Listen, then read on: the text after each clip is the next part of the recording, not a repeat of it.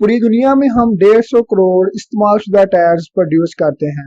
अगर इस नंबर का ब्रेकडाउन किया जाए तो हर गुजरते मिनट 2850 गाड़ियों का टायर्स खराब होते हैं। कुवैत में मौजूद ये है दुनिया का सबसे बड़ा टायर जंपिंग ग्रेवयार्ड।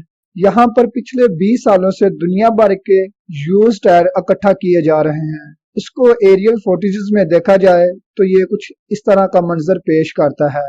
हजारों एकड़ पर फैला हुआ ये ग्रेवयार्ड इतना बड़ा है कि इसको हैरत अंगेज तौर पर स्पेस से भी देखा जा सकता है।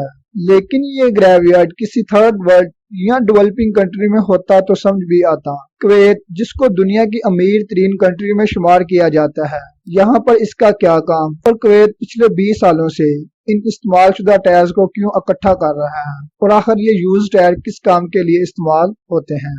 हमारे चैनल LHT फैक्ट्स को खुशामदीद, और अगर आप चैनल पर न्यू हैं तो चैनल को सब्सक्राइब कर लीजिएगा। नाजरीन, एक एवरेज गाड़ी के टायर्स 3000 से 4000 किलोमीटर चलते हैं और इसके बाद ये टायर्स किसी काम के नहीं रहते। इनको फेंक दिया जाता है या फिर अक्सर ये हमें रोड के किनारे बेकार पड़े हुए दिखाई देते हैं।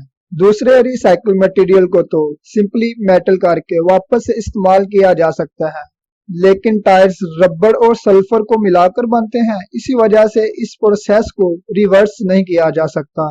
दूसरा, यूज टायर्स को रिसाइकल करने से खतरनाक गैसेस प्रोड्यूस होती हैं और ये प्रोसेस कई कंट्रीज में इलीगल है, जबकि यूरोप में तो यूज टायर्स को कचरे में भी फेंकना इलीगल है।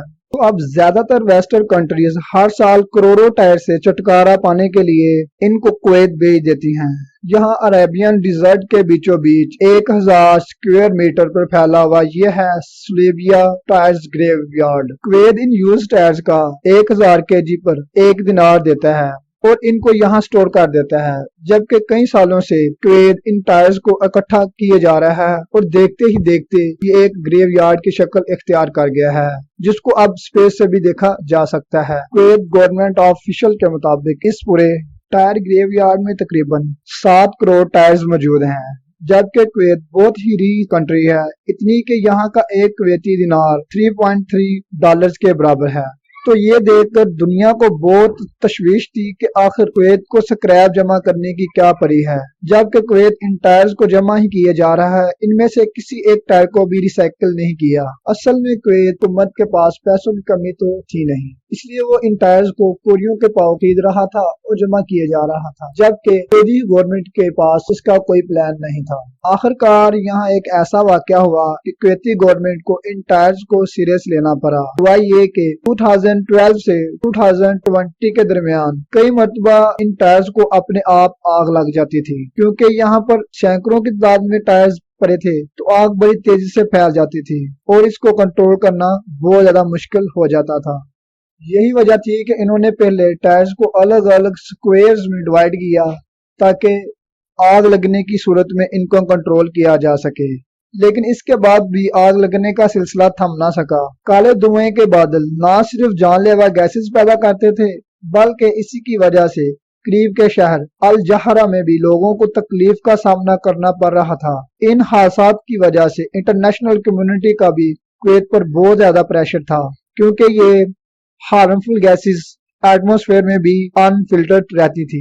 आखिरकार 2021 में कुवैत ने इन टायर्स को ठिकाने लगाने का फैसला कर लिया। कंटेनर्स भर भर कर इन टायर्स को पूरी दुनिया में भेजा जाने लगा। पर आखिर इन यूज टायर्स को किस काम के लिए इस्तेमाल किया जाता था? एक नॉर्मल टायर के अंदर 3 चीजें होती हैं: rubber, carbon, steel wires. Pyrolysis plant की मदद से इन टायर्स को पहले मेल्ट किया जाता है, जबकि रबर मेल्ट होकर गैस बन जाता है, जिसको ठंडा करके फ्यूल के तौर पर इस्तेमाल किया जाता है। इसके बाद पीछे बचता है कार्बन और स्टील वायर्स। कार्बन को हटाकर स्टील वायर को रिसाइकलिंग फैसिलिटी में भेज दिया जाता है। जबकि दोस्तों, टायर्स को रिसाइकलिंग करने के इसके अलावा और भी बहुत ज्यादा तरीके हैं।